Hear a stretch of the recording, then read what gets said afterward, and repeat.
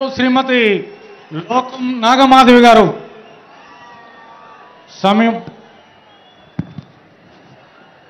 వేదికను అలంకరించిన మన అందరి గుండె చప్పుడు మన ప్రియతమ నాయకులు పవన్ కళ్యాణ్ గారికి ప్రత్యేక నమస్కారం. జయకేతనం సభ వేదిక మీద నుంచి, అలాగే వేదికను అలంకరించిన మిగిలిన పెద్దలందరికీ, వేదిక ముందున్న రెండు రాష్ట్రాల జన సైనికులకి, వీర మహిళలకి ప్రత్యేక ధన్యవాదాలు. ముందుగా ఒక వీర మహిళగా నాకు అరుదైన అవకాశాన్ని, గౌరవాన్ని ఇచ్చి స్టేట్లోనే నెంబర్ 1 స్థానంలో నా పేరుని డిక్లేర్ చేసి, జనసేన వీర మహిళలంటేనే ఎంతో గౌరవాన్ని ఇస్తుందని ప్రూవ్ చేసి అఖండ మెజారిటీతో గెలిచేటట్టు వెన్నంటే ఉంటూ ఎన్నికల సమయంలో ఎంతో చేయూతనిచ్చిన మహానాయకుడు ఆయనకి మరొకసారి మీ అందరి తరఫున ధన్యవాదాలు తెలుపుకుంటున్నాను. ఇంకా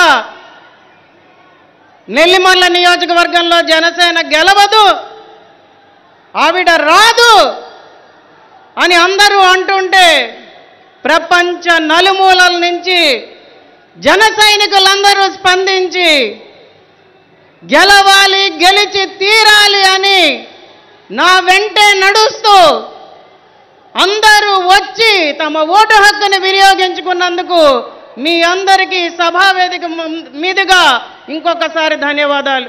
ఇందాకలే సభా ప్రాంగణంలో శేఖరన్ అబ్బాయి కనిపించాడు. మాది నెల్లిమర్ల కాదమ్మా, కానీ మా వీధిలో 20 మంది ఉంటే వాళ్ళందరినీ బస్సు పెట్టి పంపించి మరీ మీకు ఓటు చేయించానని చెప్పాడు. అది జనసేన, అది మన పవర్. ఎన్నో అవమానాలు భరించాం, ఎన్నో అవహేళనలు భరించాం, అరెస్టులు, వ్యక్తిగత విమర్శలు, వీటన్నిటినీ పట్టించుకోలేదు. ప్రభుత్వ సంక్షేమ ఫలాలు మనకు అందనివ్వకుండా చేశారు. అయినా కూడా ఏ ఒక్క జన సైనికుడు కూడా అధైర్యపడలేదు. జనసేనాని పిలిపే శిరోధార్యమని పోరాటాలు చేశాం.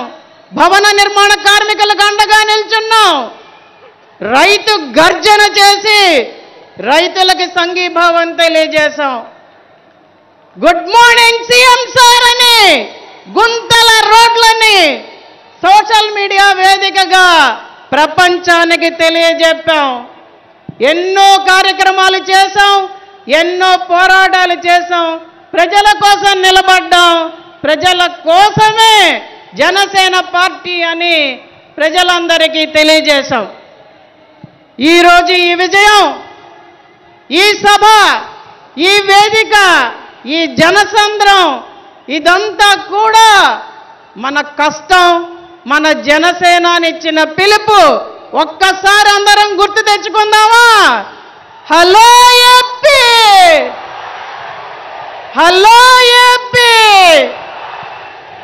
నాకు చాలా ఇష్టం. ఇందాక చూపించారు, వైసీపీని రానివ్వను, అధపాతాళానికి తొక్కుతాను. ఆయన మళ్ళీ ఈరోజు ఆ డైలాగ్ మనందరికీ వేదికగా చెప్పాలని జనసేనాని కోరుకుంటున్నాను. ఇప్పుడు మన కర్తవ్యం, బాధ్యత పెరిగాయి. నవశక నిర్మాణానికి మనం కష్టపడి పనిచేయాలి. మనం పోరాటం ఆపడానికి వీల్లేదు. స్వర్ణాంధ్రప్రదేశ్ నిర్మాణానికి చేతులు కలిపి ముందుకు వెళ్ళాలి. ప్రతి ఒక్కరిని పార్టీలోకి ఆహ్వానించాలి. అందరం కలిసి అన్నదమ్ములుగా ముందుకెళ్ళాలి. మనమందరం కలిసి యువత బంగారు భవిష్యత్తు అన్న మన